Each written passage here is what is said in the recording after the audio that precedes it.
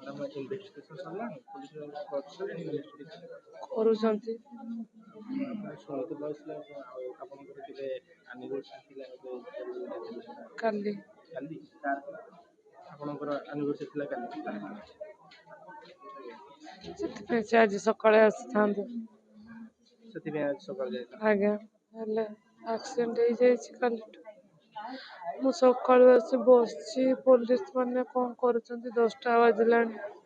Postmortem ହବ, ତାପରେ ଦେଲେ ନେଇକି ଯିବି। ଯାତ୍ରା ପାର୍ଟିର କି ମାନେ ଆସିଲେ ହଁ କଳାକାର ମାନେ ହଁ କିଏ ଆସୁଛନ୍ତି ଆସିନାହାନ୍ତି? କଳାକାର ମ୍ୟାନେଜର ମାନେ କଳାକାର ମାନେ କାଲି ରାତିରେ ଆସିଥିଲେ, ମୁଁ ଶୁଣିବାକୁ ପାଉଛି। ବର୍ତ୍ତମାନ ମ୍ୟାନେଜର ଅଛନ୍ତି, ସହଯୋଗ କରୁଛନ୍ତି। ଏତେ ବଡ କଳାକାର ଆପଣ ମାନେ କଳାକାର ମାନେ କି ଆସିନାହାନ୍ତି ଆପଣ ପାଇଁ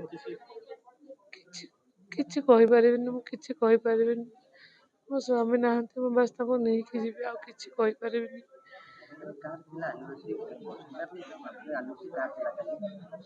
ଆମର ଥିଲା।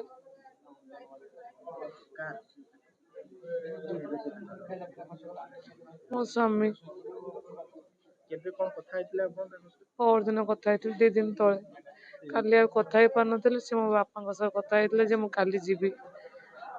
ସେ ଏମିତି ଡେଲି ମାନେ କଲ୍ କରନ୍ତିନି, ମୁଁ କରେ, ସିଏ କରନ୍ତି। କାଲି ଆମେ କଥା ହେଇନୁ, କିନ୍ତୁ ସେ ଆଜି ଆସିବାର ଥିଲା, ମୁଁ ଜାଣିଥିଲି। ଏଇ ଦୁଃଖଦ ଘଟଣା ଯୋଉ ଆପଣ କେମିତି ଶୁଣିତେ ପାଇଲେ? ନ୍ୟୁଜରୁ ଶୁଣିଲି। ମତେ କେହି କିଛି କହୁନାହାନ୍ତି, ଖାଲି କହୁଛନ୍ତି ଆସିଯାଅ। ମୁଁ ପଚାରୁଛି କାହିଁକି ନା ଆକ୍ସିଡେଣ୍ଟ ହେଇଛି, କାହିଁକି ନା ଆଇସିୟୁରେ ଅଛନ୍ତି। ତାପରେ ନ୍ୟୁଜରୁ ଆନିଭର୍ସରୀ ଜାଣିବାକୁ ବିଷୟରେ କିଛି ପାଇଲି। କଥା ହେଇଥିଲେ ନା ନାଇଁ? କାଲି ନା ଆନିଭର୍ସରୀ ନା ଅଛି। ଆନିଭର୍ସରୀ ସେଲିବ୍ରେଟ କରୁନା, ଆମେ ବହୁତ ସିମ୍ପଲ। ଆନିଭର୍ସରୀ ମାନେ ବାସ୍ ଖାଲି ପାଖକୁ ଆସିଯିବା, ବାସ୍।